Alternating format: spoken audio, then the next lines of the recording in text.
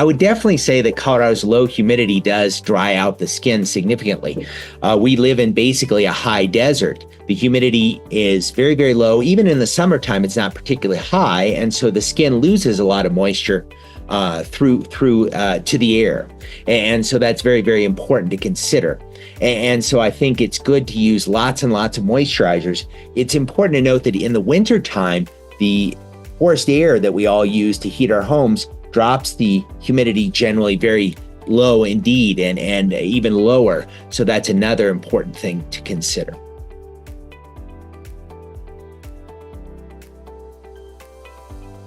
Yeah, one thing that comes up in clinic for me a lot, because I see older patients, is your transepidermal water loss, which is TEWL, transepidermal water loss, goes up every single year from the time you're 18 until the time you're no longer with us. So literally every single day, I'm seeing you on the driest day of your life if you're above 18 years old, which you are in our clinic.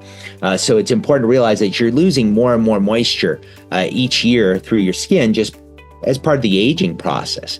So it is kind of important to recognize that some people say, well, why do I have to use moisturizers now? I never used to have to use moisturizers. Well, it's because your skin is losing more moisture. So it's really, really important to recognize that as you get older, you may have to use more and more moisturizer. Now, there's good evidence, really, truthfully, it's more important that you use moisturizer than which moisturizer you use. They'll certainly try to sell you on ceramides or on this ingredient or that ingredient. But truthfully, the most important thing is that you find a moisturizer that you like the consistency, you like how it feels on the skin, and that you'll use it. Crisco, for example, is a kitchen product that actually works fantastically as a moisturizer. Vaseline, just simple white petrolatum, is a great moisturizer. Now, some people don't like that feeling of greasy products on the skin, and they need to find a different product. But the truth is that it's more important that you find a moisturizer that you'll use on a regular basis than what's inside that moisturizer. When snow goes directly to moisture in the air, that's called sublimation. That's not evaporation. Evaporation is water going into a vapor. That's evaporation. But when the snow or ice goes directly, that's sublimation. And certainly at the temperatures in which snow is solid and around, you're not going to have much sublimation. So just simply snow sitting on the ground is not going to moisturize the air the same way that rain or standing water moisturizes the air. Some people, since they're not outdoors, they're not, doing activities that generate heat, make them hot, and feel like drinking cool water. They probably aren't drinking as much water, but you should really drink the same amount of water in the wintertime, if not even more, because it's a drier time. You're losing more moisture to the air through your skin. So it is important to remind yourself to drink just plain old water in the wintertime. Altitude really affects the sun's intensity. So the sun's intensity goes up 4% per 1,000 feet.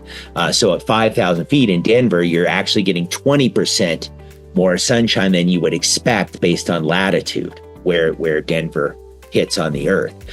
So that's really, really important. But that's more of a light thing than a humidity thing. Now, the other thing is that, when you're outside, you're working hard, you're breathing quickly, you're sweating, you're losing moisture to the air, either through the evaporation of sweat on your skin or the evaporation of moisturizer in your breath. So you are going to be, very, very active, skiing, hiking, doing those things. You'd be losing a lot of water through your skin and through your breath.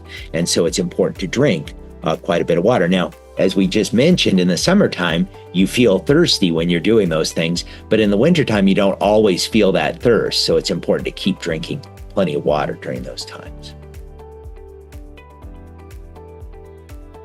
We do see more skin cancers, both non-melanoma skin cancers and melanomas. We see more of those in Colorado than we do in other parts of the country.